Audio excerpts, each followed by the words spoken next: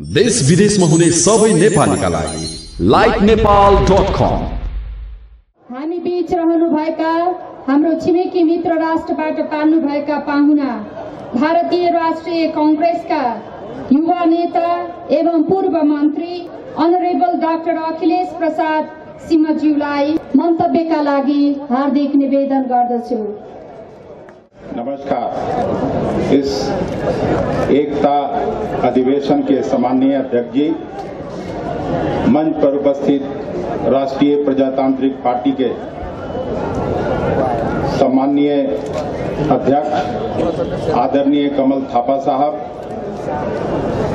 Former president आदरणीय Pashupati Rana ji, national president doctor Lohani जी, former prime minister आदरणीय चांद जी, नेपाल के सभी राजनीतिक दलों के सम्मानित आदरणीय नेतागण, इस सभा में उपस्थित इस देश के सभी आदरणीय अभिभावकों, नौजवान मित्रों, पत्रकार साथियों, देवियों एवं सज्जनों, सबसे पहले आदरणीय कमल थापा जी को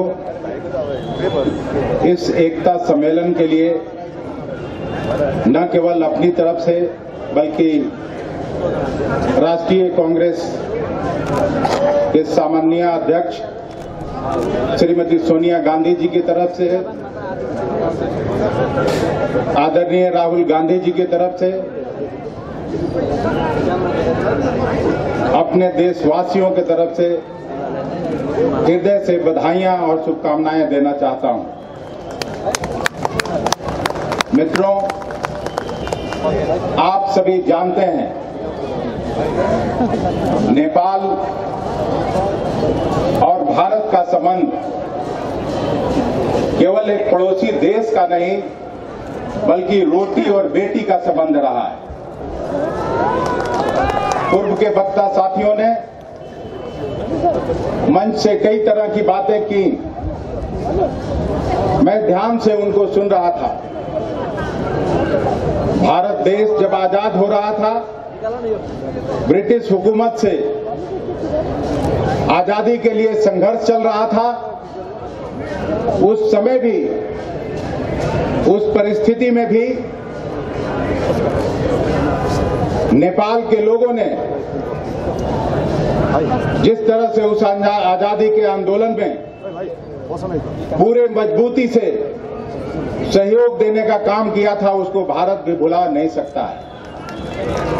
हम आज ये कहने आए हैं, केवल राजनीतिक तौर पर नहीं, राजनीतिक स्तर पर नहीं, आध्यात्मिक स्तर पर, सांस्कृतिक स्तर पर, और सीधे अगर ये कहें कि भगवान राम का भी अगर ससुराल कहीं था तो जनकपुर नेपाल में है। उनकी शादी नेपाल में हुई थी। और ये जानकर आपको खुशी होगी कि भारत और नेपाल में 24 लाख बेटे बेटियों की शादी एक दूसरे देश में हुआ है। इसको राजनीति करके अलग नहीं किया जा सकता है। जब कभी संकट में ये देश भी खड़ा हुआ है तो भारत उस संकट के समाधान के लिए जैसे अपने देश में वहां की सरकार काम करती है। अभी मुझे याद है, मैं यहीं आपके बगल मोतिहारी से लोकसभा में प्रतिनिधित्व करता था, और जब यहां भूकंप आया था काठमांडू में, तो न केवल सरकारी स्तर पर बल्कि बिहार के जो जुड़े हुए जिले हैं, वहां के लोग गाड़ियां चलकर सहयोग देने के लिए काठमांडू की तरफ आते थे। हम उसी जज्बे के साथ कमल थापा साहब आज फिर यहां आए हैं। आपके इस सम्मेलन में खुद राहुल जी आना चाहते थे, सोनिया जी की तबीयत ठीक नहीं थी, प्रदेश और 5 अन्य राज्यों में कैंपेन में व्यस्तता के चलते राहुल जी इस सभा में नहीं आ सके, लेकिन उन्होंने अपनी शुभकामनाएं आपको प्रेषित की हैं हम लोगों के माध्यम से। हरिशंकर जी मिलने गए थे, उनको भी उन्होंने कहा था। हम उन बातों को दोहराना नहीं चाहते जिनकी चर्चा हुई है, लेकिन आज आप जिस संक्रमण काल से गुजर रहे हैं, भारत भी चिंतित है, हम लोग भी चिंतित हैं। ये कैसे सर्वसम्मत संविधान नेपाल में लागू हो, जहां नेपाली भाई बहनों को हर सुख सुविधा मिल सके। भारत हमेशा से चाहता है कि एक समृद्ध नेपाल आगे बनकर उभरे। हर पड़ोसी ऐसा चाहता है कि उसका पड़ोस भी उतना ही समृद्ध हो जितना वो समृद्ध है, जितना वो विकसित है। हम भी उसी फिरके के विश्वास करने वाले लोग हैं। हम ये नहीं कहते कि समस्या नहीं है, हमारे देश में भी समस्या है, दूसरे पड़ोसी देशों में भी समस्या है, और यहां जो मधेश के लोगों की आकांक्षाएं हैं उसको भी निश्चित रूप से ठीक से देखने की जरूरत है। उन आकांक्षाओं को भी पूरा करने की जरूरत है, तभी शांति और सौहार्द का माहौल बन सकेगा और एक समृद्ध नेपाल पूरे देश और दुनिया में उभर कर बड़ी शक्ति के रूप में आएगा।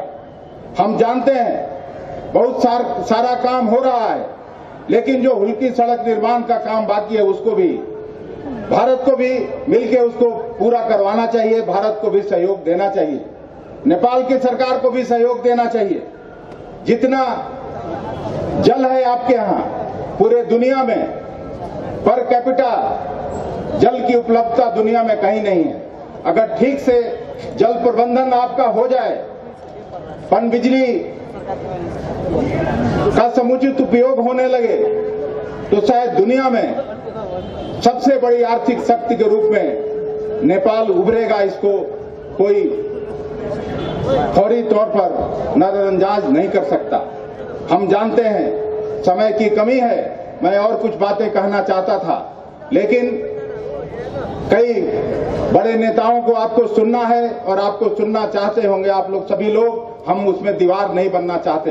पुनः इस एकता सम्मेलन के लिए, एकता अधिवेशन के लिए कांग्रेस पार्टी की तरफ से और हम अपने नेता श्रीमती सोनिया जी और राहुल जी की तरफ से पुनः आपका आभार प्रकट करते हैं कि आपने ना हम लोगों कांग्रेस के प्रतिनिधियों को इस सम्मेलन में आमंत्रित किया, बल्कि आप सभी नेपाली मित्रों से मिलने का अवसर पाकर पुनः आपका धन्यवाद करता हूं।